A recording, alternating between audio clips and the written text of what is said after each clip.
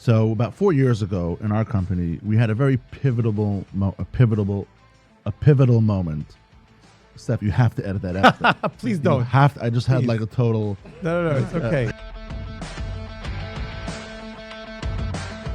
None of your business, Ushy. None of your business, Michael. It's the None of Your Business podcast, hosted by Michael and Ushy.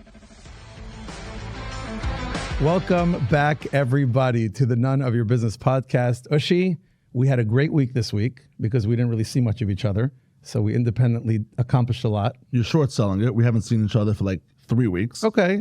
So we had a great 3 weeks then. Yes. And today I'm excited because we're joined by none other than Mr. Ira Zlotowitz. Ira, you and I have been LinkedIn friends for quite some time. We've commented on each other back and forth, and we've messaged each other. And it's an honor to have you here. I'm really privileged, and I feel like you have so much to share. I've heard your other podcasts that you've spoken, and already have been enlightened, and already have seen so much of your growth throughout all of the years. Ushy, when you went for your mortgage, right? You got a mortgage on your house. Everything was about the rates, right? Everyone was like fighting for the rates. I want to get right into that because I know that you started this and you embarked on a journey that you had an idea, and of course you went with it because that's your style, and you don't let that vision just sit. Gparency, did I say that correctly? Gparency. Perfect. All right. It's the best way to start this conversation because this podcast happened to be sponsored, at least so far, by PrimeSource. PrimeSource, our company that we built over the past 2 decades, is all about T-parency, transparency. That is exactly who we are as an organization. And that's one of the reasons why I was so excited to have you come here to tell us about what happened that you started revolutionizing the industry. Was the timing correct? Is the technology there? Is the data there? So I'd love to learn about that. So much to talk about in terms of what you've done throughout the years, and talk to us about LinkedIn and about how you've grown from there and all the different secrets of the trade. But also I'd like to learn about your life. We said earlier, we were kibitzing before we went live about, waking up early. What time do you wake up in the morning? How do you get everything accomplished? What do you do to figure everything out throughout you're a pretty busy guy. So what is that? What is that secret sauce? Wow. All on one leg, please. Wow. Should I stand up? Or? Yeah. Well, you don't need any introduction, so we might as well get right into it. So I think that, first of all, thank you very much for having me. And I hope that I don't have the same sentiments, that I hope we talk more often, not that we celebrate. We haven't spoken in 3 weeks. Love it. So I think that as far as that, one of the biggest, like everyone's biggest strength is their weakness. So my biggest strength is delegation. So my key thing is delegation. And I think I'm the king of delegation. And it's because I'm willing to take the risks. Sometimes backfired, many times. And I don't focus on the losses. I focus on the net. Bottom line, am I better off because of it? Or am I not better off because of it? So I could sit here and do a podcast now and be able to be here because set things up that officially someone else has those questions, those answers. And I find that, I have a whole, when I train people to delegate, the concepts about it is that I tell people that no one's perfect. And at the end of the day, if you find somebody, you don't look at it, you're saving your time. So when I walked into someone who's like a control freak, he can't delegate, he can't do anything, I tell the person, if you had half your day available, how much more money would you make? So like, as a number, depending what position you're in, right? He says, I don't know, I make $200,000 more a year, $300,000 more a year. I tell the person, go out tomorrow morning and hire someone for $200,000 to be your right hand. Don't make the mistake and hire someone straight out of school. Of course, you're not going to trust that person. Start with the person $200,000. Well, whatever the highest, the most competent person start from the top down. But the key thing is don't look at their time and their money, look at yours. So the number one reason why someone doesn't want to delegate, and this flows into why it was easier for me to adapt to AI, and some people have an issue when they view the whole AI world, is that I say, take a person that's sitting to your right of you. You would do this project. How long is it going to take you? An hour. You say, but if I delegate out to the person on my right to assist me, I'm not talking about you, take out the person on the right, they're not going to do it as good as me. It's true. They will never do it as good as you. No one will ever do it as good as you. But how long would it take you to explain them what to do? They say, it doesn't make sense. It can take me 25 minutes to explain it. When I get it back, I have to edit these mistakes. I spend another 20 minutes. And then that person's spending 2 hours. So 2 hours and 45 minutes, I'll just do myself for an hour. I say, no, you make a mistake. Because you don't care about their time. You care about your time. You just went from an hour to 45 minutes and the project's perfect. Right? You edited it, you started it. right? I asked the words, could your assistant make a mistake you can't fix? You know, it's like, they ask the spiritual questions, like hypothetical question. Can God create a rock so heavy he can't pick up, right? You know you could fix any problem. So, but again, if the person's really competent, not the $50,000 employee. You might get that in a person 50,000. We'll talk about that again, where AI changes the competency of a person. Is what's going to happen the next time you have a file? It'll take you 44 minutes, then 43, and before you know it, they're going to tell you, oh, should we do the same thing the last few times? Before you know it, you're not even involved in projects anymore. And that's how you're going to grow. But most people are really scared of getting replaced. They're scared of, if this person can do it, what do you need me for? And that's really the problem. But so I started delegation. I got burnt because of it, but the greatest moves ever come because of it. When you find that right person clicks, you could grow your business, your department, you know, and go crazy at that point. And then some people are nervous, oh, if they know everything, they could leave me, you know. So there's plenty of lines online about, you know, if you don't train them, what are they worth? And, you know, I look at it that if somebody's good enough to go on their own, probably I'll figure out how to make a lot more money by staying together. So I used to take a lot of pride, thank God, until I got into my head the clarity that the world is going to change in my mind. I could have been wrong at that time. People wanted to write me off at times, like, whoa, he's like losing his mind a little bit. But once I made up my mind that the future of my business is changing, and I can't stay here. You know, my father used to use this thing all the time. Shooting a rocket ship to the moon, right? And unfortunately, I was sitting here while there's unfortunately going on in Israel. So they don't just shoot for the moon is there straight up. The Earth rotates, the world moves. So you have to get an angle that by the time it gets there, it's going to go hit. So it's the same thing. It's like if we're making a decision, where do I think the world and my business is going to change? Until I made that, with the exception of two people, one that I had to let go, and one that got like a baseball contract, like a $12 million signing bonus by a competitor. No broker, no successful broker ever left me.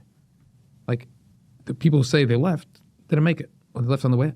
Successful brokers to that point. And then I had a cultural division. I think the world's going this way. If you think it's going this way, ride the wave with me. If you think it's going that way, some people said, Ira, I think it's going this way also, but I could squeeze out another 2-3 years the old way. So you know what I mean? That type of. How's it going? That's it. Now on the other side, I thank God. I always thank God and I say now going into this market as it opens, everyone had tough years, and everyone's the Emunah B'Tachon, went to the next level. I daven now that the Emunah B'Tachon I gained the last couple of years, I should stay with it for the rest of that. You know what I mean? Like, don't fall into that. Amen. Something that Ira said really hit a mark with me. So about 4 years ago in our company, we had a very pivotal moment. Steph, you have to edit that out. Please don't. You have to. I just had like a total. No, it's okay. See, that you should put in that makes. That's natural, right? Yeah. A pivotal moment in our company. So a couple of partners, we had an argument. We have a rock star sales rep in the company. Really, really good sales rep, like qualified, experienced, and just, give them more time and they just bring more deals to the table. And they close. They're closers as well. Like they're just rock solid.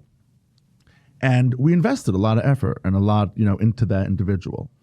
And ultimately, we were thinking at that point, should we sort of take this person and put them into a managerial role and have them manage other reps because they're so good? But then again, if we're taking them out of the field, we're losing out on what they could be doing on their own, which is magnificent. They're bringing in very large deals, big sales, and taking them off the record is like every minute is money lost. It really is. But then again, we want to see if we can have this person teach other people to potentially get to where they are, and then we can replicate that and duplicate that, and it would be amazing. So it was a very big quandary that we had as a company. And one of the partners said something then at that meeting, and it was very profound, and it really changed the nature of how we do our sales now, is he said, look, let's say this person brings in $1 million in revenue every single month. They're bringing $12 million in revenue a year, which is amazing. It's a big number. As good as this person is, the next person who's half as good or will be a quarter as good will bring in, let's say, $3 million a year. At a certain point, no matter how good this guy is, the guy is $12 million a year, $30 million, whatever that number is, there is a ceiling. He's a human being. There's only so much he can do. Eventually, the more people you bring under him, even if you have to have more people, 50 people, they'll outsell that person at some point. At some point, there's a certain number of when they will outsell him. The volume, you mean? The volume, yeah. They will outsell this one person. Right. So let's take him, reel him back, let's dial him back, and let's put him into that position. He's going to train others, and we get it for a year or two, whatever it is. We're not going to have as many sales in the company. But for the long run, keeping your eyes on the pins when you're bowling, don't look at the floor, what's right in front of you. Look at the floor. Don't focus on the pins. Meaning keeping your eye on the floor. That's what you meant, to knock down the pins. They keep your eye on the floor. In order to knock down the pins. Yes. Yeah. So, focus. Yeah. Exactly. The most important thing, Yeah. getting to the landing spot you want to get to. And we did that. And we actually did it. And it was hard. It was not easy in the And beginning. you're at the end of the movie now or the middle of the movie still? We're still in the middle, but we're in a very good trajectory. So today, We're in the middle seeing the positive results. Thank correct. God. So today we have 13 sales reps, and all of them were pretty much fresh out of college. We trained and we invested a lot of time, a lot of effort into each of them, talking about months and months of training, and then no productivity for the first year. Like, they weren't closing any deals because it's a tough business to learn. We're in the consulting business. You have to really know, your stuff before you can really be productive. And we're starting to now see the dividends from it. We're starting to now see that the little bit that everybody's doing is slowly, it's adding up. It's adding up and it's making a difference. So we still have this individual in the field and he's starting to, get back and doing his own sales. But I do think there's a lot of merit in what you're saying, is that delegating is very important, because you're not just having more people around you, you're also freeing up your own time.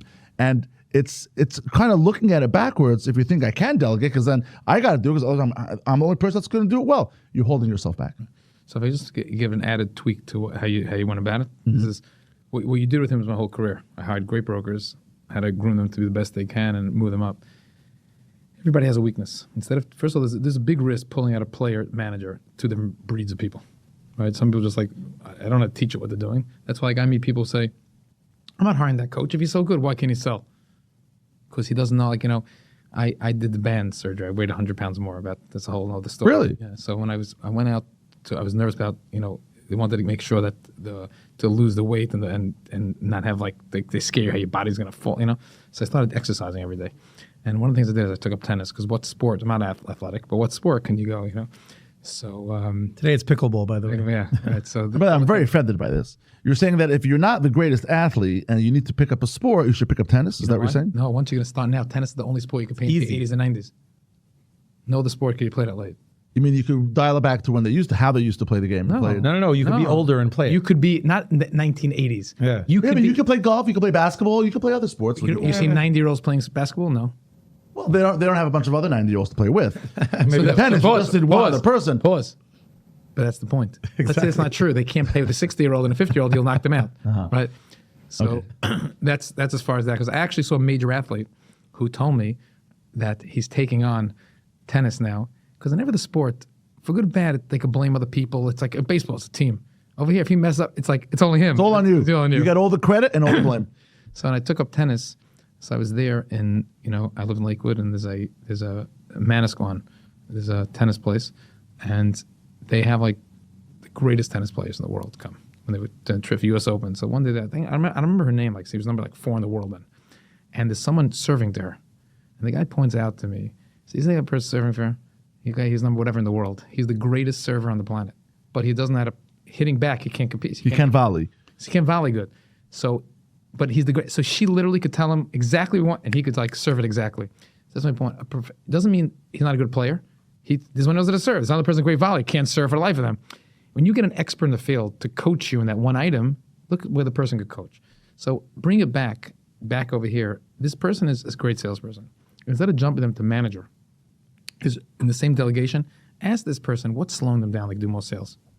And the way I actually train the other people's staff, I train mortgage brokers, is that I bring in a new broker and I just I break down the steps of the process, where they're just going to be a telemarketer, so to speak, for that senior broker to close. So they're going to cold call all day. And every lead, then they don't have to know the business. The pressure's off of them. They get on the phone call, say, hey, I'm calling from whoever's name his office is. I'm calling from his office. When I get set up an appointment, they're great. The same person you believe will one day be him, when they're a telemarketer, let them start. And then as they move up the ranks, this way you're not risking him. He's even better because he's closing better leads. At the same time, they're watching how we close those leads. So it's the same, you get the end result without less risk along the way.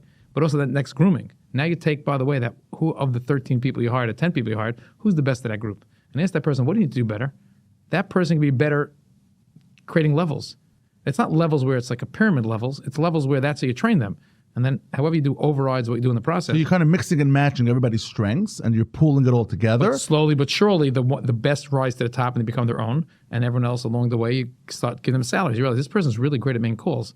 They give them a little bit of a base extra there. And you balance out their egos and the motivation and their cash to make that system work. And before you know it, you start producing those top brokers without the same risks. The same idea without any of the risk process there. So if you go into the next generation, that's how you get this working. I like it. I like it a lot. One of the things we're considering is now giving an added layer to each of those reps of an assistant, not like a real assistant, but like a sales support concept where they don't have to do a lot of the legwork. They're just, on the phone, talking to people. If you're saying the same thing, but ask this. See, what I realize, you have to ask them, because different strokes for different folks. There's one famous yeshiva in Israel that split off into two yeshivas. One big yeshiva split. They had approximately 150 bachrim there. After they split, they both had 175, and they're both thriving like crazy. Okay, so it's America and Torah Chaim, right? When my analysis of it, and not on the ruchnistic level, is at the core.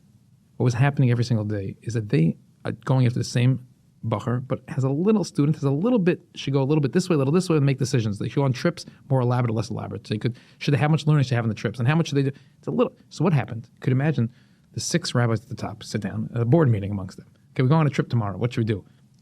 I think they have to learn 3 hours a day. No, on this trip, no learning. They went back and forth, and they had to settle everything to make everybody happy. So they had a yeshiva where, to a certain extent, at the core is amazing. There's no negatives to it. So I don't want anyone to take any negative kind of. It's only a positive. But that's what happened. And then they realized that, when they split, the ones in what now the Torah Chaim opened with 100% the culture, the belief, this is the business, and the same thing went to Merkaz. So now that kid comes there, and he goes, here's going to thrive, goes, here's going to thrive, way better than ever before. So how do you bring, it's not from there to here and back and forth, is that you have that group, you have 6 salespeople. By me, in one end, people, then that broker left my company, got to offer $12 million contract. People thought, wow, your business is going to close down, you're going to run into issues. That's when we doubled the business. Is that a real number? Yeah, it wasn't a joke. He got a $2 million minimum pay and a $2.25 million 5-year, like a baseball contract. Wow. Because the other, so it was a guaranteed contract. Yeah, the company who hired him thought that he was all the big deals. The company was his name on it, and the concept. The junior guy came in. You have a big deal. It appeared like he was doing 1/3 of all the business in the company he was involved in. Okay, the minute he left, the next year our business doubled. Why did it double? Derech hateva, the natural course. God is everything. But here's what I learned when I analyzed all the stories in it. There was such a vacuum of attention that was given to that one person. Now when he's out, that vacuum went to the next 9 people. To get those next 9 people up whatever percent more, they're able to shine and pop, big level. And some people will be able to produce like he was, even surpass them. But here's the big thing I learned. I'll never forget this story. We went out to lunch with the top brokers. And I said, the company said, we're willing to invest. You're at the same crossroad. We're willing to invest $300,000. What would you like to help you grow your business? Some people have the thought, just give me a basic secretary who will deal with all my stupidities so I could just focus on business. He wanted, no, I want to grow in business. I want you to hire one $300,000 freaking amazing underwriter process, or whatever you want to call that person. But the person at the bottom couldn't care. I don't need that person. I do simple deals and it's easier. Back and forth, what they do. So they settled 2 $150,000 people. Disaster. Didn't work for the big guy. And everyone else is like, the $150,000 guy is not picking up your cleaners. I'm using that example. Not like, you're not going to ask them to photocopy something. You know what I mean? So what happened? The day he left, we took the same budget, and the budget gave everyone exactly what they wanted. So that's why I say, don't decide for people. The biggest game changer in my business life was EOS. When I took on EOS, Entrepreneur Operating System, greatest ever. And what I learned from that experience is one of the things it tells you is called GWC. It's for business, it's for everything. Get it, want it, capable. That's what it stands for. Get it, want it. And capable.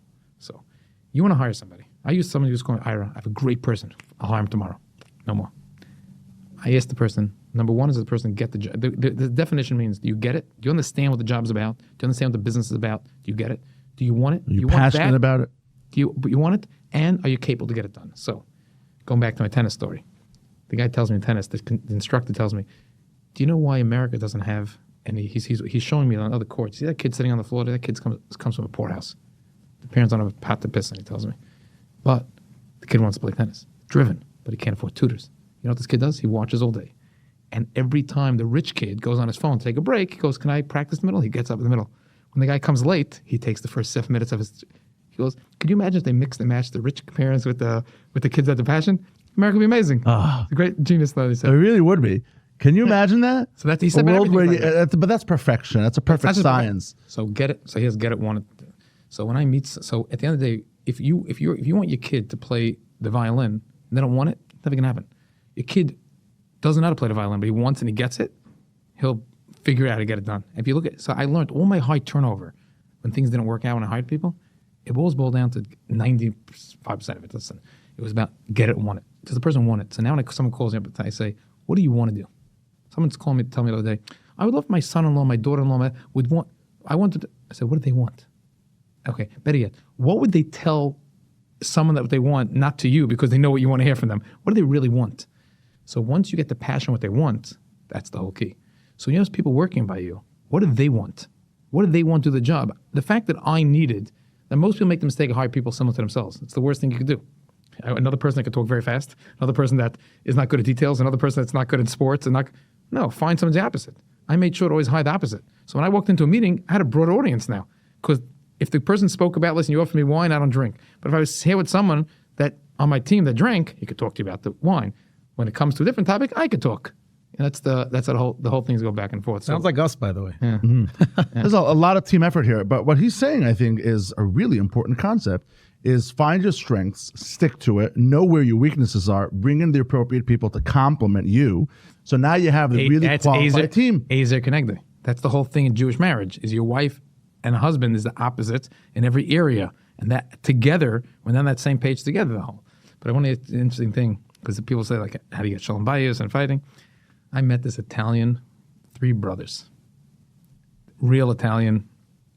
The father was whatever you think about Italians, as a big real estate, no fighting. I said, come on, guys. I always like to ask questions like, how the hell, you don't fight?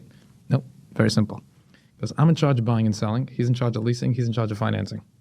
We all have to talk, but at the end of the day, once the decision is about one of these 3 topics, we make the final answer and it's done. That's really, if you look at the greatest businesses, the greatest marriage, the greatest everything, because I don't care if they're 50-50 partner, 80-20, 99-10. There's certain areas that everyone's 100% of certain areas. When it comes to the house, when it comes to, they listen, but it's not that, we make decisions together. Nothing in this world ever happened together. It happened where one person they respect that this area you're better, I'll tell you my opinion, you're the call, and so on and so forth to make decisions that way. But trust that person in the office.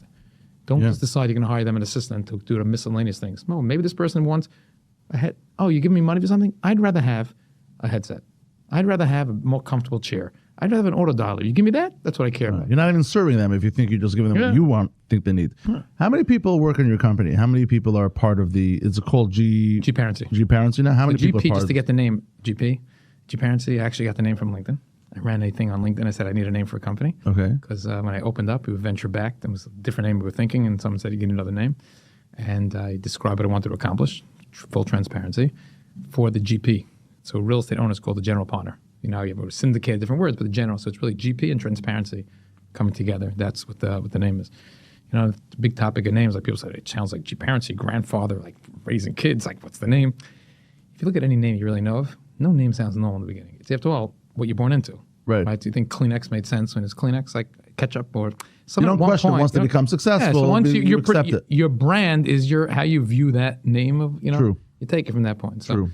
So Gparency right now is approximately support staff and banking team, people that are not doing origination, roughly 20-25. We use crazy AI and crazy technology. We spent the first year, that's what we really built to allow us to go to scale. And now we have 100 mortgage brokers spread throughout the country. Wow. And the full time with Gparency? Everyone is 1099, so I can't, I can't demand, as far as like hours. Well, you don't check their hours, but you know. But I think there's more than half are full time, less than half are part time. We also have there's a bunch that are called affiliates. A lot of people who are in the industry and come across real estate owners want to refer his business and be able to make money from it. So I call affiliates. I don't really count that number because if they bring me, it's like someone's allowed to bring you one deal.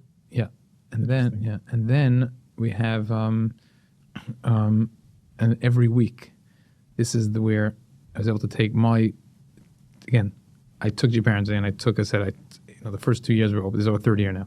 The first 2 years I was open, we tested all the aspects of the market, what we're good at, what makes us special. And one of the things that makes us special is we have like a moat that no one else has. We are the only farm system in commercial real estate we're interviewing every week over 1,000 people apply for the job. And we're bringing on a little over 12 every single week to start the training, Really? to join on a weekly basis. Every week? Every week. 12 new people? Yep. This past week was a big week, actually. I don't know what happened. They saw maybe they could start seeing ads are actually closing deals and moving. So we had 30 people start on Monday. But a very, very high turnover. Who does the training? So that was the key. That's the key. We have it between AI, between pre-videos, what we have to train them. But really we're, and every single day God pops these ideas into my head, how to execute and keep watching the analytics, is that we figured out, with God's help, the 80% of the people that don't make it are out within the first 10 days. We figured out how someone could start, and we could tell you within 10 days. When someone comes on board, I can tell, listen here, I can tell you now, if you want to ask they're taking a risk. They work on commission. Now, that's a big difference now in the business. Someone wants to work here now. They can make $150,000 right the first year in this market now. And they can start making money right away. It's not like a mortgage business. 6 months, you don't make money. But we figured out, do you want to take the risk? You know how long you have to take? 30 days, I can tell you if you'll make it. Because I learned to reverse engineer, right?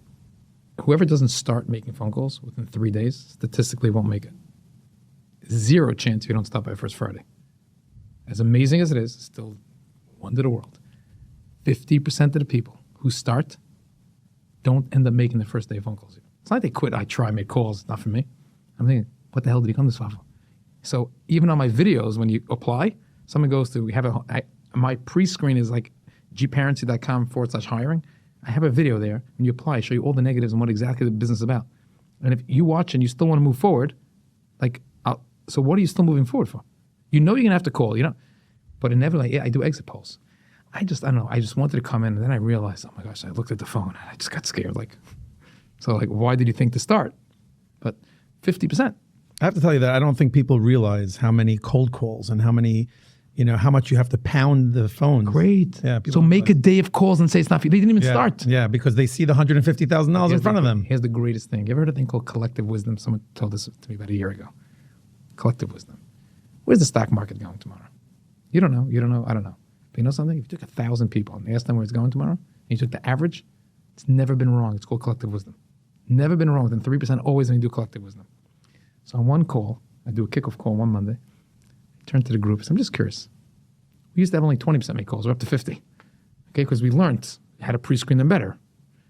I said, let me ask you a question. All you are here, right? You're all ready to make calls. Yeah. Bottom line is, how many of this group do you think is going to make calls? You know what the collective wisdom was? 41%. So apparently, it's only me and my brain thinking that they 100% should do it. So it's a crazy phenomenon. Wow. How many cold calls do you think, on average, one person should be doing a day? Now, again, it's different industries because, a cold call can constitute someone having to speak for 10 minutes, for 5 minutes, a minute, whatever it is. You're also selling different products. It's easier to sell certain products over a cold call. You can talk about his industry. But in general, finance industry. What do you, what is a normal, if they did less than this, they didn't work that day. You're like, you know what? You were sleeping today. So I'm going to answer your question a little different variety. If I was paying someone a salary. They're getting a salary. And I could demand them with the calls. Yeah. If they don't make 150 calls a day, I will not let them. Wow. 150 calls? Bare minimum. 1 second. What do you consider a call? That they called? Even if they didn't pick up, it's called a call? Every dial is 150 dials. Oh, a dial. Okay. Okay, that makes sense. Okay. But if you're speaking to 150 people, it's not possible. Right. That's why we're... That's why... Oh, I just want to open up your eyes to understand the math. There's a company in Brooklyn called ROI Telemarketing. Old school still. Dial. No index cards, and they scan it afterward. Do you know how many dials they make an hour? Dials an hour? 60. Sometimes 120. Because here's the math. How? Because you're not really thinking through. Think it through. Now forget about where AI comes in and automatic dialers and that go. Leave that all aside. Simply put. How long does it take you to dial a number and for it to ring?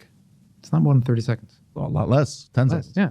The person answers. The person's not there. It's a voicemail. The whole operation is like 45 seconds. Let's call it a minute.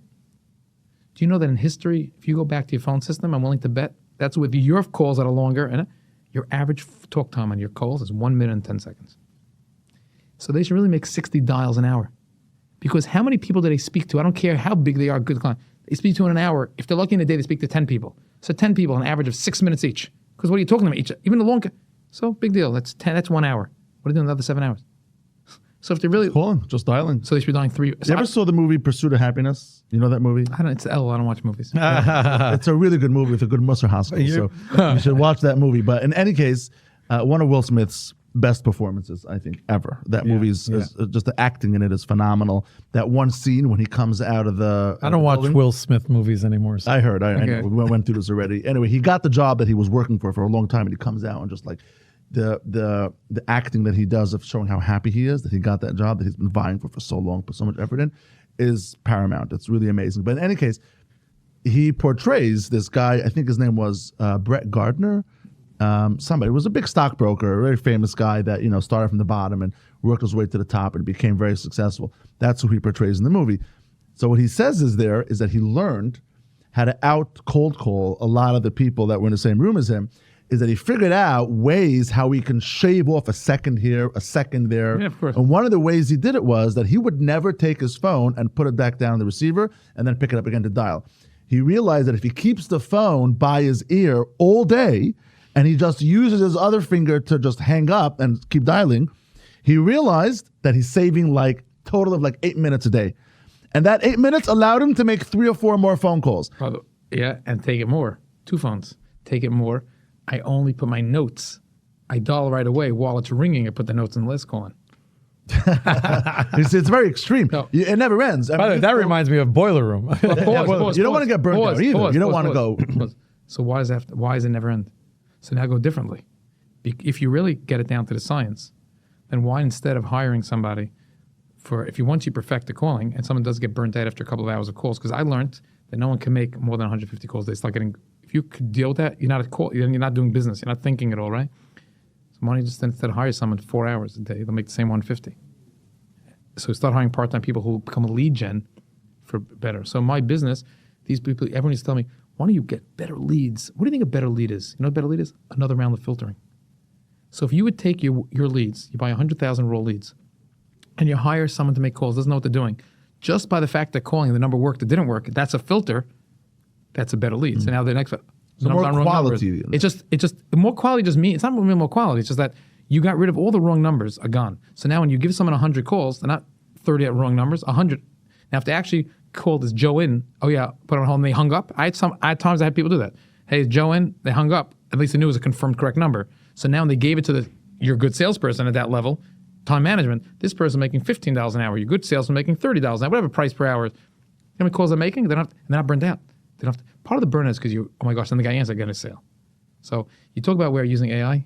This is where we use AI. And we're going to use AI when it comes to calling. We have a system is almost ready that someone built for us.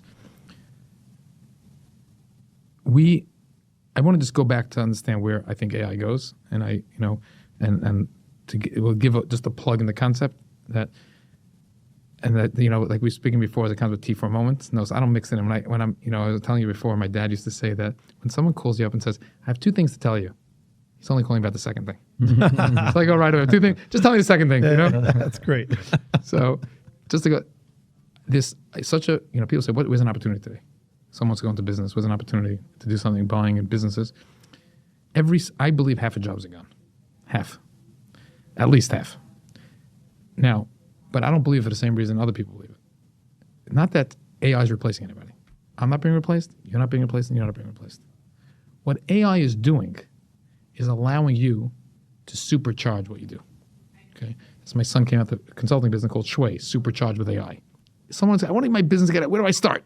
He'll give you the guidance, what exists even off the shelf. Don't get ripped off. Off the shelf, there's a bunch of things to do. So what did he work on with me? What got clarity in this system? Everybody has knowledge base. All your salespeople ask questions. Who do they ask questions to? To me. Same question over and over again. If I told you you're hiring 10 new people a week, oh my gosh, same question every week. Why don't you train for $100 a month? You could get what's called a connector to AI and all your documents and all your recordings. You could sit one day and just talk about how you train people, record all your answers with people and your communications. They just dump it in there, keep dumping it in. And then when they have a question, they ask an internal bot. We call it READ, Real Estate Education. They ask a question. How do I send the CRM? How do I use the CRM? How do I send this out? I have a problem with it. Same issues everyone has, just repeating itself. And all you do as a manager is you watch the ticker. Answer's correct, wrong. And you change it, what it should be. Or wrong, where the hell did you get that from? You know what it says? Ira did a video 3 weeks ago at 1:10 and 14 seconds. He said ABC. Bring a link right there. Go into there, change the B to a D, and that's the correct answer. Wow. So now when I'm hiring new people, 24/7, they have access to this read. And the manager just checks. I had a few managers quit. No one's asking them questions anymore. So we're bringing on 12 people a week. How are they getting training? There's videos. They could ask questions. You're automating a lot of this. So that's what AI really is. Automation, on steroids, so to speak. That's what Apple got it right. Automation intelligence. That's really what AI really is. So the first thing is call and take your knowledge base. Every company on this planet has a website, has a CRM. Your internal knowledge base should be in one centralized place. They don't have to ask it to you. Think about yourself. Why are you answering those questions? You should be able to help a person close or other things in your company to do it. Plus, what happens if you're not in today? That's it. No one has questions, answers. So this way, everyone could, in every department. And you could have certain other bots at a higher level with more security in it. Like, which vendor do we use for this? So where do we keep our passwords? Same type of idea in all different areas. So these things, if you're not using it, there's something wrong with it. So we use that for an internal knowledge base. Chatbot, basically. The next thing we calling it Andre. I asked actually ChatGPT, what name should I give an AI mortgage broker? I want the word letters RE in it. Came back and said, hey, if you also want to be gender neutral, Andre is a boy's name and a girl's name. It starts with A for AI, and RE for real estate. And we went with the name, Andre. So even when people say, well, you get Andre, it doesn't sound like a great name. I said, I think Andre's a great name. Once I say ChatGPT, oh, it's great. Oh, I thought it was great from the beginning. I like Andre. I think it's a great, cute name. So we have it. We have the Andre as the name. And what we do, we take out banking information. And that's the other thing we have proprietary from anybody else, is because the volume of deals we work on, we have the greatest banking data. And that banking data, you can't get banking data online. There's no Bloomberg terminal for banking data. There's no, let me go to Rocket Mortgage to see what the rates should be today. There's no I'll go to this website for flights and get an answer. You can't get it anywhere. So we gave it out to the public. So it'll be a lead gen for us. We can start talking to it. So now it's just, I call it a bot in beta training. But as time goes on, we're going to start adding tools to it. We tell a client, okay, would you like to pay a small fee and I'll work with you to send out your deal? Or would you rather go to Gparency's core product? They'll work a human for $4,500, pick your choice. But now we're using those 2 points. Now let me blow your mind with what exists today. Exists today, what I'm telling you right now, off the shelf. There's someone who thinks there's a better system who helped me build Andre. And said, Ira, I want you to work. He's building me an auto dialer for my staff. All my staff has access to an auto dialer. The auto dialer takes away the numbness and the stupidity of the call. I will never let the auto dialers, if someone calls in, there's a pause. No, it has to be the person calling, but instead, why make them type the number every time? Just automatically, as soon as the call hangs up, goes to the next call. Wow. That's what we do now. That's every system has that. If you have a CRM in your office, there are definitely hookups to it. There's definitely tons of companies that do that. So what happens is that, in the family technology, that's my brother's thing. He knows they get CRMs off the shelf. So he found the great systems. But here's the cool part. They don't leave voicemail messages even. What happens is you sit down in the morning, you're leaving the same messages today to everybody, with the same 3 messages. Hey, great day, or the election's next week. What do you think about the thing last night, right? The same message every time. So you sit in the morning, record the message, 3 different messages. And as soon as the voicemail picks up, you just press which one you want. And it automatically starts telling the next call. It does it without you. You don't have to be on the call anymore. So you save even more, a lot of time. You save in that point. And it goes through. So where's the AI world meet together? The AI world meets together is that now when my person's on the phone and you ask me a question, now the new version of ChatGPT came out, you could talk to it. That's scary, crazy stuff. Is that when you ask me a question, so I'm just typing it in, I'm answering the client. It's going to be live on the screen. So when you ask me a question, along the side, it will give me tips what I should answer the client. All the rebuttals are right there. Same rebuttals he asked the question. Yeah. Number one. So therefore, what happens, that's not just the cool part. They have off-the-shelf systems that could also rate the conversation. You're talking too much, talk slower, and on the side, it's nothing to do with your business, generic things. So these are just add-ins that cost $50 a month here. Is everyone wired up? Yeah. Like your blood pressure is too high, your heart rate's too fast? That's why I love the name my son went with, Shui. My thing is supercharged with AI. Is at the end of the day, you're not being replaced by AI. But if everyone in your company, I spoke to someone and said, how many people work for you? Guys, 100 people. I said, visualize your 5 top workers. Can you imagine if every one of your staff was as efficient as those top 5? How many people would you need? 80. I said, now imagine if they were double as good as them.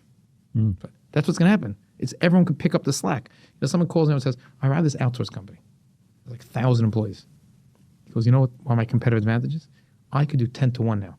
Those mundane tasks, we automated them. So when a company pays me $1,500 a month or $1,600, whatever the price is per employee, they can like 10x. I said, I don't want to break it to you. I think you'll be out of business soon. He says, why? I'll pick up so much of business. He says, no. When I want to outsource, let's say, and I need 30 positions, I don't want them. But you're telling me that the technology already, automation exists, that 3 could do the work of 30? I'd rather have 30 in my office. I can help with other things. So that's why, how many people go, I feel about people that do writing, people do graphics. It's like, it's so easy for someone to just do it themselves, but people aren't using ChatGPT properly. So they, even as simple as an owner, people ask me, how do you use ChatGPT? I use ChatGPT as my assistant, not my assistant, as I got an opportunity to speak to the smartest mind ever. And I tell it the story. I said, here's the story. I just came on this podcast, these great guys, and I want to really write them a thank you. But I want to get a message that I was a little bothered about something, but I don't insult them. I want them still to be happy. And that's when so I want to draft it like this. What would you say? Wow, that's right. And then, but the same way I talk to an expert. If I had an expert, what I call my consultant, say, don't talk like a computer, talk to it like that consultant. And then when I get the response back, I read it. And I tell it, the second paragraph, something's missing. How do I do it? I don't just change it. But it's me. I wrote the initial draft. I tell it to keep in my style. I tell it what I'm nervous about and not nervous about. Plus, it on its own tells you things you didn't think about. So that's if everyone is using it, it's much clearer and smarter. Start asking advice to it. Like, you have a question, how should I do this? Like, it's like a no-brainer. So that's what AI. So we use AI embedded to train. The next level of AI is that to client-facing tools, and then we'll keep using it to different steps of the process. When a deal comes in, different steps we cut out, like writing up a deal. You don't have to write up a whole neighborhood it's like ChatGPT does it. So we saved 85% of the time it takes to do that write-up. But yeah, I think we're going to a world that everyone knows everything. By the way, I personally love what you're saying. Our COO came to us around a year ago and told us to download ChatGPT, and we did it. And it's my personal nutritionist. Forget about everything else. Oh. It's my therapist sometimes. I'm going to the city with 4 couples. What can I do that's age appropriate, entertaining, and live right now? It'll tell me about festivals. It'll tell me about music. It'll 100%. Tell me about what restaurants are new in the kosher world. Literally. So now, 1 second. Yeah. Now the scary part is, a few months from now, 6 months from now, you're going to ask it the same question. But because you answered the last time, after you leave place, on your way home, say, by the way, what did you think about that? Did you like it? It's going to start recommending based on what you did in the past. Love it. You're going. That's what Apple, they can relate to, where Apple's, people want to understand, like the Apple and Android, they make fun of Apple. It's so slow behind Android. Android has all the new features. Is it really? Yeah, totally. And because what's the reason? This whole thing from how you're supposed to have, no, but it has all the features. The Android has everything faster, has newer features. They come in quicker. Why? Here's the root of it. Every business, right? The whole thing, what, why, and when, right? You're supposed to put the why first. When you get the why first, then everything's amazing. Apple's why is very simple. That's why they took off. Their philosophy is, don't you think there should be technology that's easy to use and beautiful? Sleek, it just works. And people say, yes. Whatever you say, Apple, and they follow. I agree also. That's good. So that's source. So Apple, Android says, no, I want to be in control. And I want to see things as soon as they come out. If it doesn't work, I won't use that feature until it comes out better. Two different thoughts. So the people who attack it don't understand the vision. That's why Apple get charged what they charge. They have a walled garden. They have everything amazing. They're not coming out the air right away. When they come out with it, it's going to work the way you expect it. You know the first features are going to work. This is how crazy it is. If you're sitting right here and your spouse calls you and says, hey, when are you picking up our son from the airport? What are you going to do to stop? You're going to check his flight. When is it landing? You're going to check the traffic. And you're going to make a decision on when you're going to leave. That took like 3 minutes, 4 minutes. Where's the email? Can you give me Hey, Siri, when do I have to leave to pick up my son from the airport? It has your emails there to reading it. If you think about it, it's giving you some... Siri, that it knows too much. There it is. Exactly. It's already listening. I want to tell you something. I'm a fan, and I've argued this with people in the past. I'm a fan. Please listen to everything I'm saying. Please know who I am. Please advertise to me things that I'm interested in. Don't waste my time with garbage. I like that my phone is listening to me. So now on a spiritual level, yeah. Story. Yeah. They say, why is technology coming out so fast? So it's kind of getting smaller. So it used to be very simple. I believe there's a God. But then I had a question. Could God really keep calculation of everything going on? Along comes a computer. Wow, okay. Okay, could he hear? Do you know the one technology that's free is GPS? 3 satellites in the sky guiding billions of people. You step at it guides you back on your right path. And everything God's going to have a video when I die, I'm going to watch a video. AI video edit. Everything we do, it's just like whatever doubts you have. It's like malachim. We're all gonna have the kinds of malachim in the house. We're gonna have robots. You're gonna have a robot that does the cleaning, a robot that's cooking. That's what's gonna happen. You have to think. That's the thing is like just tell me. So we're literally living now, starting at least to live in the end of days, because we're getting very close to the godlike things that 100 years ago. 1,000 years ago, people would be like, "Oh my God, the world ended." This is what it looks like. That's what How's everyone going to know when Mashiach comes? How are people going to be able to talk to? By the way, I want to tell you something. What's my end movie for Gparency? I was venture backed. I'll tell a story soon. And my goal is to take it public. And what am I going to do? My 80% is I want to donate my time and energy to the klal. What do I want to build? My father built ArtScroll. The written words forever was his mantra. When your father built My ArtScroll? father started ArtScroll. When he started it? Please read the notes. He wrote the first. Please read the notes. I saw it in there. I wonder if that means he started it. Like Actually, the answer to that question is yes. No, he wants to know. book? He wants to know the details of how it happened. So it's a great question. How did he start it? What do you mean he So started? the details that happen is that my father is a graphic artist by trade, and he's actual artwork, and he used to make subas, and he had a company. Contracts for marriage. Contracts for marriage, and he used to take pride in that no one he ever wrote a marriage contract with ever got divorced. Really? So the name of his company was ArtScroll. That was what you know now as ArtScroll is really Masora Publications. It's really ArtScroll. Art and scroll. Mm-hmm. So when he was in camp, he was an artist, Camp Monk, and he was in Camp Monk, and it used to be him against every other artist in camp. And he still won. His talent was through the roof. And people say the story is that he stuttered as a kid. He overcame stuttering himself. He was overweight, but in Camp Monk, they took out that's why he's big into going to summer camp. Because in camp, they took out his talent in art. He was able to blossom there. So he had a business. He was ahead of the curve in technology. He had the first fax machine. But the other side didn't have a descendant. He couldn't have sent it to anybody. Right. So, and then when he was about 30 years old, his closest friend died. It was about 30 days before Purim, 45 days, and he translated Megillah Esther. He thought, come out, pamphlet, come out with it, printed and come out. And it sold out like crazy. It was the first time there was beautiful graphics and look, and the English as we know it today.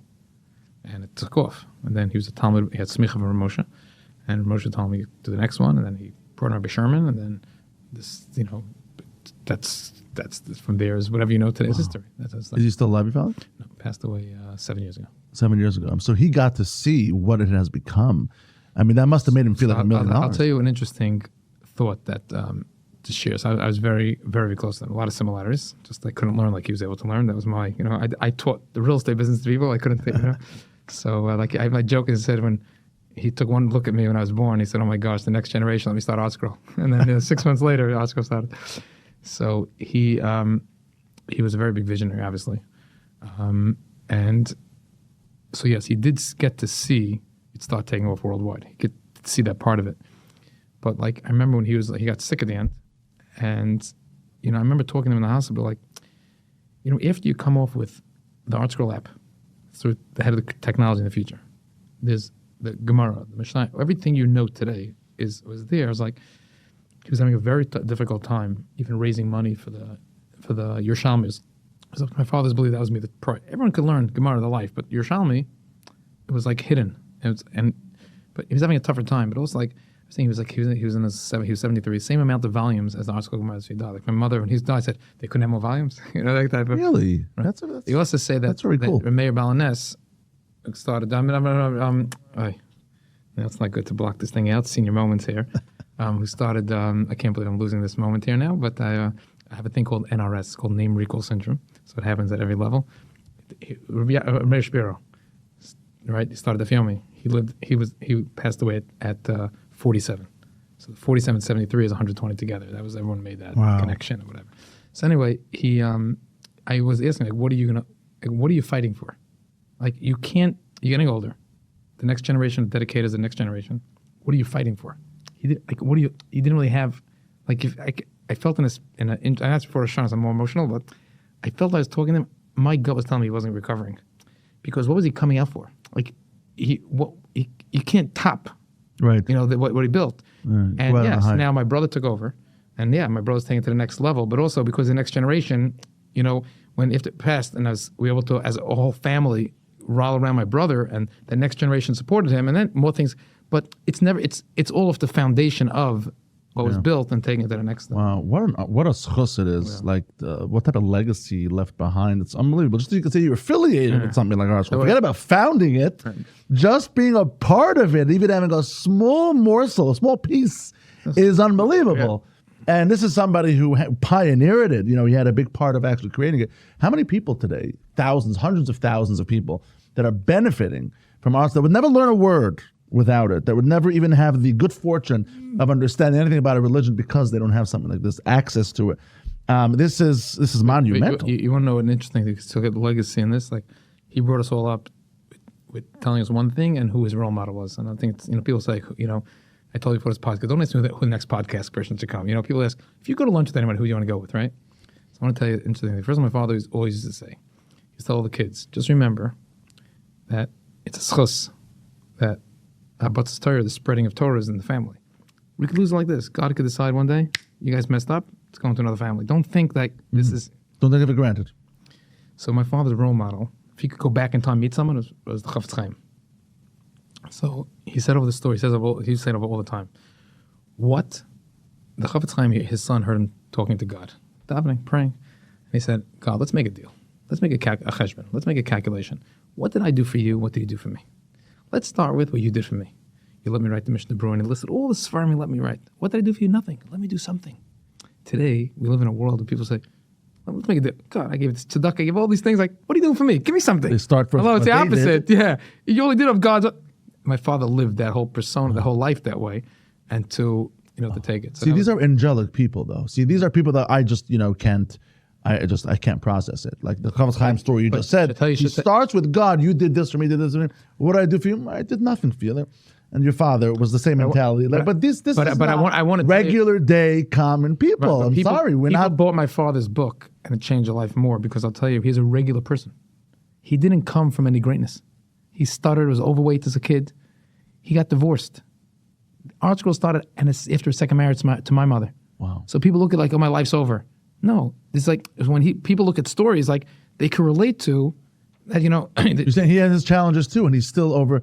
He's still everybody else. Rose above. One time he was always, people say he's so generous, he's so thoughtful with employees. My father said he's like sitting in shul once before Yontif, people told him about buying the wise things. Like, I don't have money for groceries. So for Yontif, Yeah. So he tells the line to him. He goes, I just have a good. People say he's so generous. He goes, no. I just have a good memory. He says, I remember and I had no money. So when I had zero money, he never had money, right? We lived in the same house growing up. When I was born, we lived in the same house. When we were cleaning up the house, my father, his vacation every year was he went away for Pesach. It was only vacation, took the family to Pesach. That was it. We never... Where would you go? No, to whatever. Then he started Zuckers, then went to... Like a program. Program, And that was it. No flying these fancy programs, That was his vacation. His kids around the same table. So when we were cleaning up the house, it was the same house. It was the only Jewish house on this planet that had 50 years, or whatever the number of years the house was there, no Pesach cleaning. Because he used to leave the night before, he was out. It's like, what a luxury. He didn't have a luxury. That was that. I remember when I started making money in the beginning, and I know he always had a thing, his dream was to drive a Lexus, but he wouldn't never buy it to begin. I remember getting him a Lexus, and then he goes, no, I'm paying over the payments after the first. But that was it. But he was also struggling, we're sitting here today. Today's someone passed away. A fellow, Joel Fleischman, passed away. And ArtScroll ArtScroll couldn't be a business. The sales of ArtScroll don't cover what it costs to produce those books. They're losing money? Yeah, there's a foundation. So to explain it, but I want to tell you, one day this guy comes in. He is Joel Fleischman. He's on the Duke University, I think. I can remember the right colleges, whatnot. He walks into ArtScroll, knocks on the door, and he says, by the way, there's no way you're going to be able to survive. You can't never sell enough books that the profit could justify, and you have to sacrifice on the quality. You can't do this. Look at Harvard and all these colleges have foundations. Why are they getting foundations for? The colleges don't make money. So he basically said the way you have to have a non-for-profit that is going to, right now, if a book, you want to come out with a book, right? So let's say a book sells for $20. I'm using a round number. It sells for $20, and to produce the book and print it is 10. So and there's $10 in gross profit to deal with all your general overhead. To write the Gemara or any of these books costs an added fortune. Plus the quality of the binding has to be better. Who's going to pay for those extra costs to write it? It doesn't work. That's what the money comes out for. So in the simplest form is that a foundation, if you think about it, what's really going on is there's a kollel of the greatest minds in the Jewish world, all over the world. It's a kollel, it's a remote kollel, all over the world. Because you have to have someone who knows how to learn, knows English, could bring it down to explain it. That person has to make be articulate. I mean, it's what ArtScroll, the way they describe it, it's like, who does this? Is this AI? And this is around for 30 years already. So you have to have somebody who's able to earn a real, there are other choices. They have to make a living. Yeah. So it costs millions and millions of dollars the business doesn't make that kind of money, ever. So what ends up happening is people that are giving dedications to cover the kollel. And in effect, the kollel is turning to ArtScroll and saying, okay, we're going to deliver this to you without the R&D, just the normal cost to deliver. And in exchange, you're going to donate, whatever they have to do with how to give a copy, what do they do to keep spreading it? And that's that level. But on that board, it's not like on the executive committee, you look at the list of who's there, you're talking about the greatest minds. This guy, he was passed away today. His funeral, so I think he passed away yesterday. He was the one who, if he didn't have this, it couldn't exist. So when people over the years was growing up, they're giving charities, your father could, there was never, if they merged, it will close down tomorrow morning. That wouldn't exist. So I give someone the example, we were talking about camp before. If I came to you today and I said, hey, I think this kid got to go to camp. It's crazy. Let's raise money. You'd pay for it? Yes. Okay. I would have preferred it. That's so good. Oh, you were saying that? Yeah. Now, what happens if I realize, something? I'm sending 200 kids to camp. Why don't I just open up my own camp? It just might sound a little off, but you have no problem giving me to charity to pay the camp director of that camp. But if I was the same thing, it might. But if it's truly two separate things, so that's what it was. ArtScroll is a regular, trying to be a for-profit. How many people buy a book? People think wow. I remember a few years ago, the Rabbi Frand Haggadah came out for Pesach. And Pesach is a time when people give out gifts to not religious. And I said, they came out with Haggadah that year. It was the #1 seller. How many copies do you think they sold? I don't know, 10,000? Less. 7. People say, what? That's a lot, I'm saying. If you think about it, it's a lot. So they have to keep coming out with all these books, only sell a few thousand copies. So the foundation makes a decision, what is the next thing that Klal Yisrael needs translated? Right. And the reason why when the ArtScroll Gemara was finished, that's my father's quandary. He should have stopped. He goes, no. We assembled the greatest machine in history, the greatest rabbis and philanthropists who want to give money. I should stop it now. But he had a tough time. But then the continuity of it now, obviously when I went to the next generation and social media, it took off as a little, Now it's all digital. It's online as well. It's online now, but it's different. A lot of it online. But this, ArtScroll is not cheap. You walk into a Sfarim store and you buy an ArtScroll, the big one. It's like $50. It's each one. It's not cheap, but I understand that they're not monetizing. You think it? No. You guys are probably not making any money. No. When you walk into this Sfarim store and you buy that, that's the markup from the store. No, that's the for-profit side of ArtScroll running it. Nothing to do with the non-for-profit. If they would have to have covered everything, it'd be $150, $200. Right. The 50 is what does it take to print a book that quality? The actual is printing and binding. How much would it cost to get it? You have to store it to get it delivered, and what profit margin to run a business? That's in the $50. The store didn't pay 50, right? So you have to look at it. So and how many copies they're selling a year? And don't forget, you say it's not like they're selling.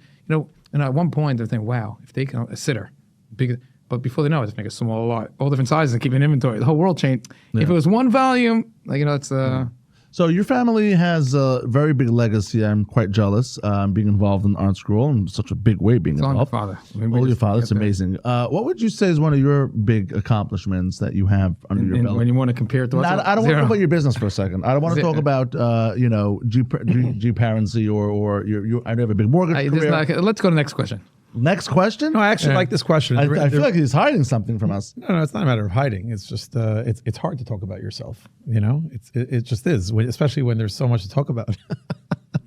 I want to actually ask the question a little differently. Okay. If you don't mind. What do you think that you have done over the years outside of business? We're trying to get more to the raw, crux of it. There's so much. Especially when you're born, I think that's what Ushy's asking as well, is when you're born in such a family, it's almost like a responsibility. It's almost like, oh, wow, there's so much I can do. And there's, people who are born into families, for example, that send their kids to school where they have lab and they're playing polo and they're having tennis, they have more of a chance of learning how to be, how how to excel in tennis or be a scientist or so on. But in yeshiva, you don't have those opportunities. So growing up in a world where the entire premise of what you said earlier is what can we do for God, right? What can we do? And that's living in that environment. So just to learn from that, to learn from your history, maybe you can recall something that you've done that is an accomplishment that helped others, like something that like. So I'll tell you where. By the way, before you answer, very well done, Michael. Thank you. Wow, wow. I mean, you very diplomatic. I mean, the way you built it. And my brother's the By the way, politician. hello. Yeah, that was. It's on the AI. Tell him how to ask it. That was amazing. I almost want to answer. By the way, Ask me the question. By the way, I just want to tell you something. Going back to AI, that would have been a good example. I want to ask a person this question, Right. and I would have given you an answer. That's how AI does answer. Yeah, it's phenomenal. But you have to realize, if he started using it and he wouldn't need you, one day says, you could take off tomorrow. For the record, this is all AI, Right. And I'd love to read it to you, like guys. But So I think it's more the foundation, how we built up. You have to also realize, as much as we were born into it, depending on the age of the family, right? The Gemara came out when I was in 9th grade. I came out and born up where you had one side of the whole world is like saying that it's evil to come out the Gemara and that whole those years, right? So it wasn't until you're getting older. My youngest brother was born a little bit more into the fame of ArtScroll on the positive side, or listen, I went with my father to Israel at times, and you told me that he went to the biggest gedolim that they came out of their house to greet him, like this next level. They walked and they stood up, like because for them it's like so obviously I saw that in the tail end. I wasn't brought up that way, but what my father always did bring us up, and my mother the same. They're very nurturing, both, and embed into both all the kids the same. Is that there's nothing strong in the family. It's like people say, there's 8 of us, 2 different marriages, same father, right? They're divorced. You can't tell that we're different. We were all as one. There's no, you can't tell the peace in the family. If there was no, that was like embedded into the family is everything and first and all that. So the big thing that from my father's end of it is that whatever talents you got to give back. So to a large extent, that's what got me comfortable going on to somebody's social media plan. Yeah, I know that someone's gonna make comments. If every time I put up a post, and people are gonna laugh, and people are gonna make fun, and people are gonna say, wow, you changed my life. So you're always gonna have the naysayers. And my father's confidence is you just keep doing your thing. People love you, people hate you. And you be comfortable in your zone, and then you end up focusing on the people you can provide value to. But as you start realizing it and you get that muscle memory and say, hey, you know something? When I was a kid and I did a carnival and I did it for tzedakah, and people made fun, and I do the next thing, and I keep growing in it, after a while that becomes the brand, and it becomes much easier for you. Like, you know, as Ushy, I'm saying, oh, that's Ushy. What do they say that's Ushy? Are you happy when they say that that's Ushy really at the core? You're still bothered because if it's a pinch they're making funny at that moment. But is that something you're really proud of? Because if you're someone who comes to shul and you're the one picking up all the garbage after davening, or if there's some Torah and you're picking it up, oh, that's Ushy. They're making fun of you, but you go home and say, if that's, you know what I mean, that type of thing. So it was always, you have talents, give back the talents. That's why when somebody asks me, come onto a podcast, what is the goal of the podcast? Is the goal to inspire? What can I try to give out to people? And it's more, I found a lot of the inspiration to people is that people think that they can't aspire to anything because it's someone up there is magical. No, they're not magical at the top. There's no magical. So when I go out and meet billionaire clients and bankers and through people from growing up in a house and watching my father as a regular person, right? You know, we had my father's closest friend and his Rebbe was David Feinstein, so Moshe Feinstein's son. Sure. They went on vacation, right? They said to buy vacation. David Feinstein had to go on vacation once a year. Like for 2 days they went. Like he wanted to see Gadol Sabori. He wanted to go see the Grand Canyon. Like that's where they went, these types of things. So you get to see they're regular people. When they're not, you know, you get to see that's the part. Unfortunately today, forget about the added of today with what you see celebrities and they go through. Is like when they're out after that moment, they're like, there's nothing there. These are regular people, and then there's greatness mixed in, just regular people. But it's because they just took that leap, and it could have worked, it didn't work. And you know what are you doing? Sometimes you luck out that the thing you do gets worldwide attention, and sometimes the things you do only in your local shul or your house do you know it. And that's why in showing to people as a human, give back what you can. It's up to God how what you're doing is going to spread. What person are you in shul, by the way? Are you the gabbai? Are you the guy in the front? Are you on the side? Are you the? Do you clean the tables? Do we even go to shul? Thank you. Bye. I appreciate it. Religion's a private matter. Exactly. Yeah. Say none of your business. Now you're the diplomat. My father in the summer had a place, and we own it till today still, in Camp Morris, Chaim Berlin. It's like people asking, Chaim Berlin, like, why do you go there? He says, the whole day and the whole year I have to make decisions. I don't want to go. He used to go to bungalow colony when we were growing up. There was a fight in the bungalow colony, right? When something comes up, there's a whole decision. He goes, I love coming here. May not agree with everything or not. No one agrees with everything. But there's one person who makes a decision, and that's it. Like there's certain times, like I want to go to a place where I don't have to make any decisions. Like that's the, like I tell you, I talk about it openly. I don't put on my clothes in the morning. My wife gets my clothes for me, puts it out. Not because totally. It's simple. If people look at me and say, wow, you dress, like someone came into, oh, come on, you couldn't tell. I said, message my wife. I don't put on my clothes in the morning. I tell her I'm going to an event today. You put it on yourself, but she put it on. I mean, compliments to your wife. I hope I don't come to that point. But that's amazing. She actually so romantic, by the way. I actually think that some people. I'm a little bit upset right now. Now wait, now I'm thinking about my wife. Let me tell you something. You gonna trust the style for everything she buys? I don't know, but I might make that sacrifice just for the fact of having. So, how nice is it? You wake up. No. I don't have to go to the guy like it's all. Your wife would not be able to do this that. This is what. But on the other hand, in every relationship, there are other things that you're going to say is that's what you deal with. You know, like the joke in my family with me is that when I went out with my wife, I told her on the third date, I give coaching advice by the way on dating. Very good how to get people on dating. Very good. So, same thing. How do you make sure you don't go on 15 dates? If you're going to get engaged, you should be able to get engaged by the 6th or 7th. If you're not, no, by then. Whoever to go on 15 dates, something's wrong. And I asked him, right, something's off. I told him on the third date, I said, I have two choices in life. I could get a job with my father. If I need $50,000 to live, I'll probably make $51,000. But working every day. Or I could take the risk. Might not work. I'll work day and night. You have to work much tougher in the beginning because I'm not around. It might not work, but if it does work, if you have to buy an item, just I need a pair. You want a shaitel? I need a pair of pants. It's the same. You need it. It's like that's opposite work. But the joke in the family is that my father used to call me the only bacher that's married. I have no house. A Friday take my kids out. Now as a grandfather, I take my kids out, my grandkids out Friday. But and to a certain extent, there's certain parts of that part my wife liked. But then she didn't like in the middle. Don't come in the middle and decide either you're stay in your lane. Right. That's what I was telling him earlier. Yeah. If your wife prepared your clothes every day, I don't like this, I don't like that. No, what do you mean don't like it? I don't go to this. I'm not. He doesn't even go shopping. Right. When she's bringing back things to me, it's like, I'm trying it on if it fits. So, but you take the joke. When I used to go, when my father's alive now, and we had to go to my father, somebody goes, okay, he used to call my wife and say, please make sure tomorrow you don't dress him in a blue shirt or this because they're going. You understand? It wasn't me. So if she didn't like this thing, he didn't even comment to me. Like, I love it. Once in a while, he goes like, "I'm embarrassed." At your third date, when you're having this conversation, you knew what career you wanted to get into at that point? No. It's not the career. It's that, do I want to be entrepreneurial and take risks? Sure. Yeah, I knew I want to do business and things like that. I know, but I'm curious how you got into it then. How did you jump into the business world of union financing? Here's I wrote a business plan, and everyone who knows me knows that, after Gparency, we can open up this business. One part of the business doesn't exist anymore, but we can do it anyway. When I was in high school, I wrote a business plan. There's only 3 things in our life, still exist today, that you drop off and pick up. You don't fix. You don't buy new. You drop off and pick up. Again, 3 things in life that you drop off and pick up. Cleaners, shoe repair, and it used to do shoe repair anymore. No, you still shoemakers. It's still if you don't. No, you don't have to throw it out. But I mean, if you wanted to fix your shoes, that's an item, right? Right. Okay, you also buy new clothes also, but the maintenance of it, you go to shoemaker. Your car and film developing.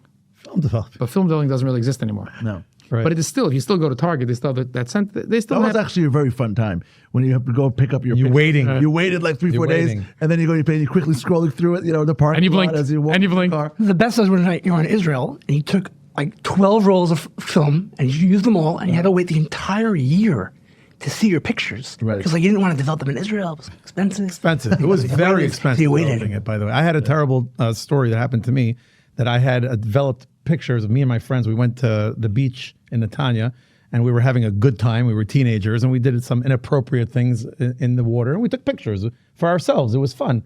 So when I went to develop the pictures, the girl that gave it back to me, she sort of like winked at me. She's like, here's your pictures. I'm like, you looked at my pictures, didn't you? Because they look at it. Of course they look. They look at everybody's pictures. Well, first of all, they're looking because that's how they did it. If it was wrong, right. They had no choice. But go back to your business plan. I like this. So you're creating that business plan. I wanted to open a business plan, and I'm actually, when I went to Israel, I was perfecting it. Davidka cleaners. I became best friends with the owners because I used to understand. My vision was have one central. This is what I think about before Uber. Have one centralized place that does the work. Okay, let's say Floyd Benefield we're thinking about. One centralized place to do the work, and a bunch of drop-offs and pickups all over. But with total convenience. you could like leave it on your front porch and I'll drop it off in your office. You pick it up from your office parking lot, I'll bring it up to the mountains in the summer, like, and it mix and match, and have drop centers called, and the name of the company, another acronym, CLSHM, Cleaners, Shoes, Film.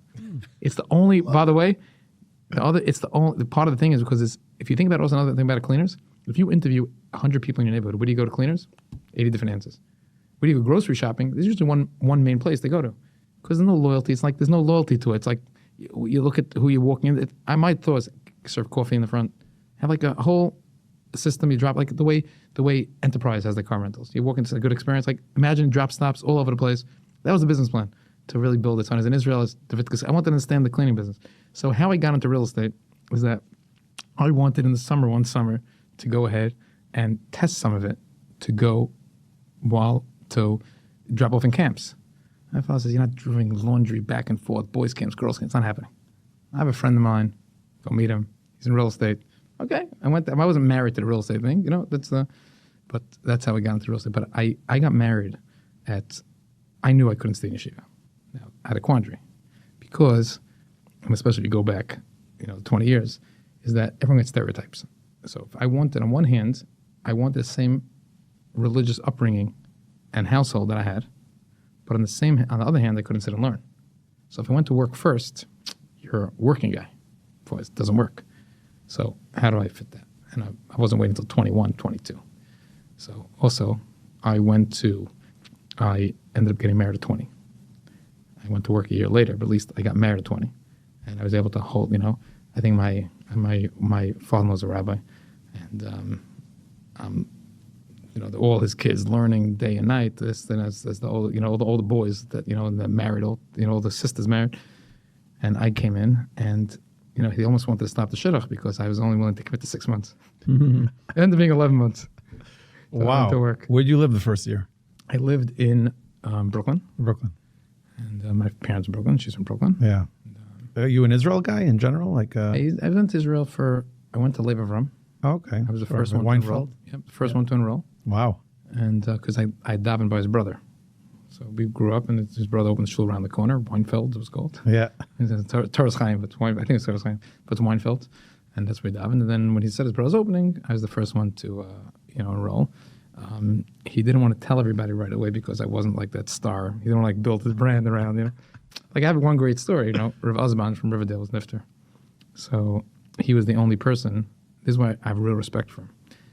Because my brother was there, my older brother was there when she first basically started. He still every Sunday learns with him. Not anymore, but used to go back every Sunday. Wow. And when I came to 9th grade, my father wanted to send me there. Now, I didn't really fit the mold to go to Riverdale. I wasn't that. I was selling donuts in yeshiva in 8th grade.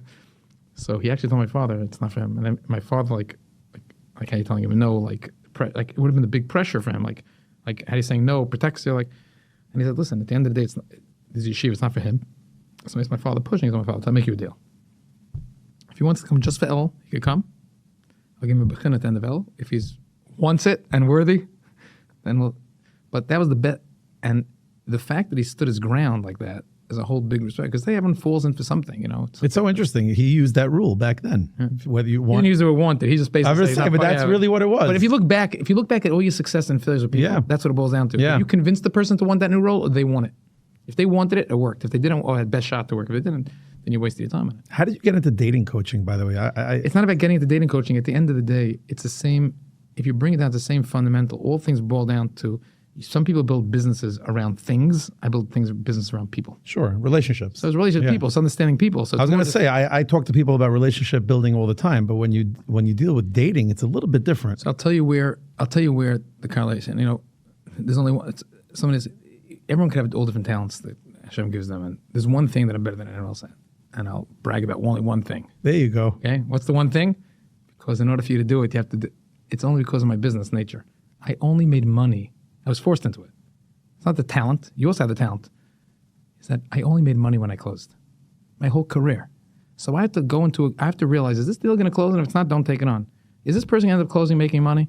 Okay, 1 out of 6 people make it. Okay, so let me hire. If I have to make sure the ratios all go good, because I have to have offices. So my whole career is only on the close. On attorney, the opposite is only based on the hour. I don't know if I could. You want me to do some research? I charge $500 an hour.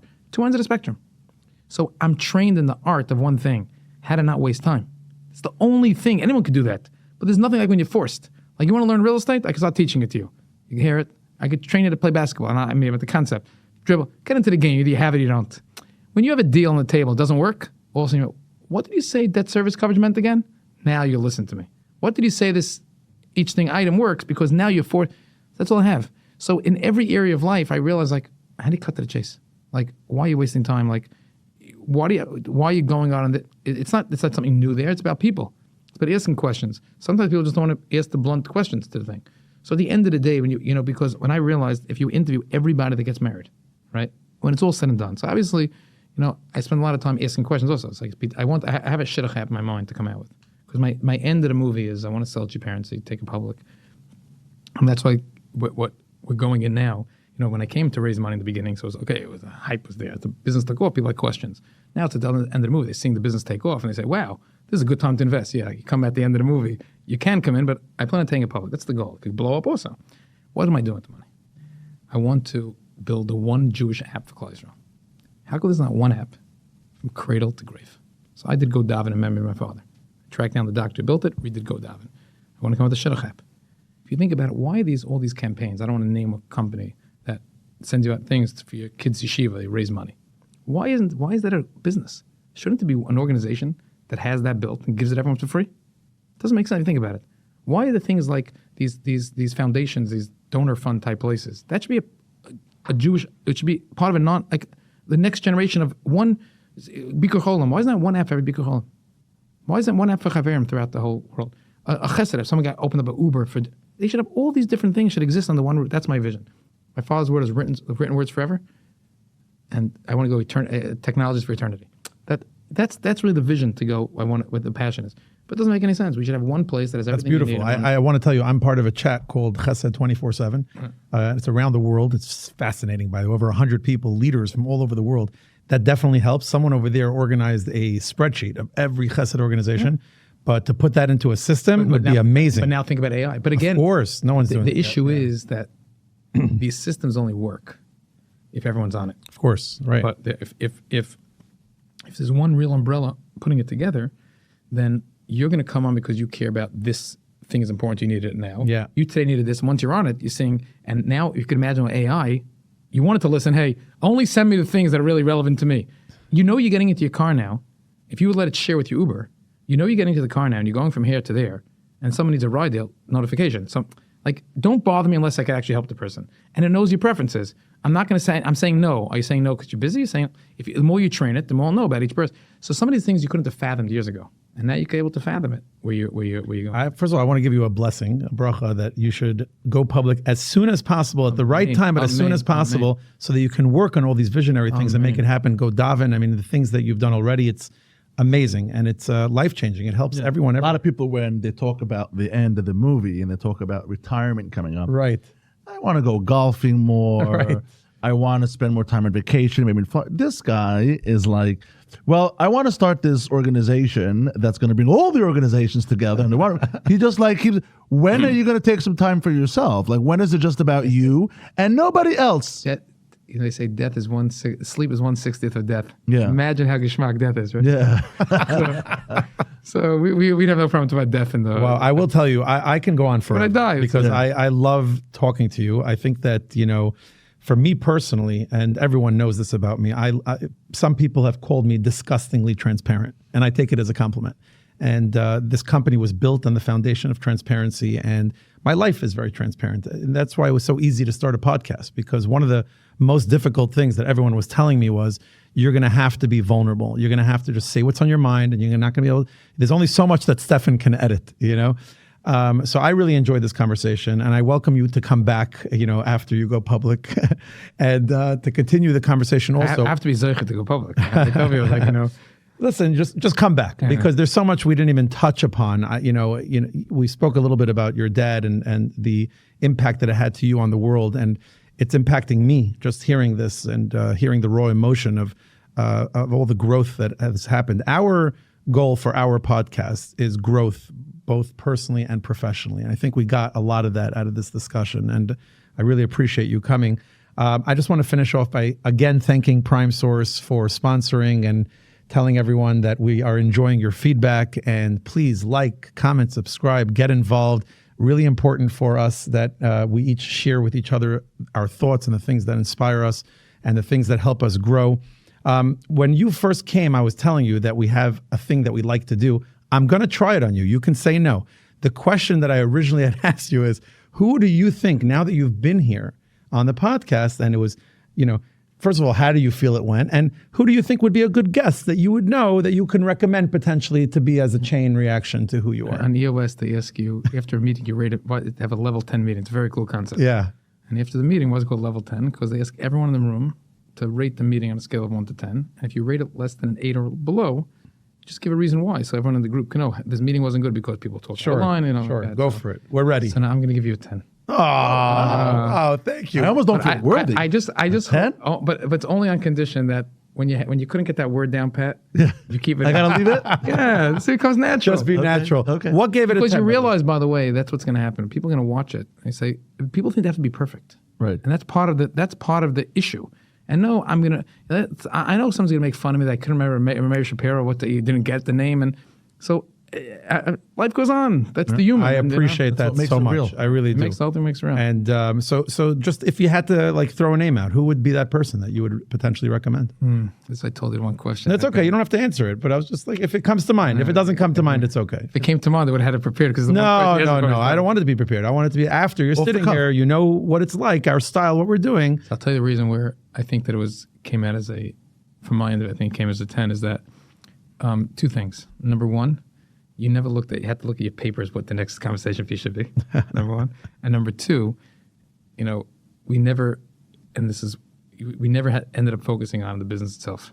Right. So we said, okay, we'll come in to talk about Gparency, and by the time everything was all said and done, It's none of your business. That's right. That's the point. That's right. None of your business. So even though he's like, solid start there, what about the business? I would have walked there. It was a great part of it. But again, now there's no plug there. I appreciate that very much. I wish your family a lot of atzlacha on everything that they're doing, all the different businesses that you're putting together. I think it's wonderful to have a dad that's guiding them, especially someone that can, I see a lot of times a challenge, and, it's just the final thought of mine from this discussion is that Chaverim members, Hatzalah members, people involved in organizations, some of them, I'm not saying all of them, majority of them are amazing, but some of them tend to forget that family comes first. They'll run out to help somebody, but they might tend to sometimes forget, one second, let me just think about what's happening in my family first, prioritize.